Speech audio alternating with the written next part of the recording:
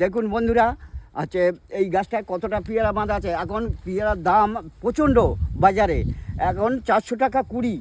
এই গাছটা দেখে নাও, না হলে অন্তত কম করে 100 মাল বাঁধা আছে। 100 মাল যদি আমি তৈরি করতে পারি, অনেক টাকা মূল্য এর।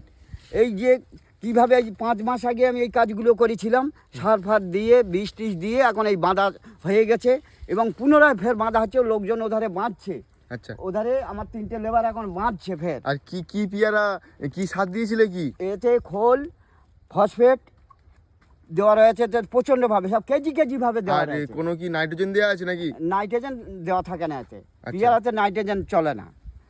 এতে বিষ মারতে হয় প্রচণ্ড, দইয়ে পোকা লাগে। আচ্ছা, এই পোকাটা তাড়াতে গেলে আমাদের মাথা খারাপ হয়ে যায়। এই পোকাটা দারুণ জন্মায় গাছে, দয়ে পোকা। দইয়ে পোকা।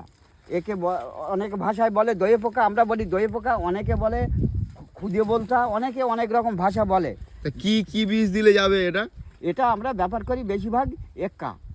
একা দিলে কি চলে যায়? হ্যাঁ, এক্কা দিলে চলে যেতেই হবে এবং এক্কার ডোজও বাড়াতেই হয় অনেক সময়। আমরা তো নিজেরা তো দেই, দিয়ে আমরা করি এবং লিকুইডের সঙ্গে থাকে হালকা।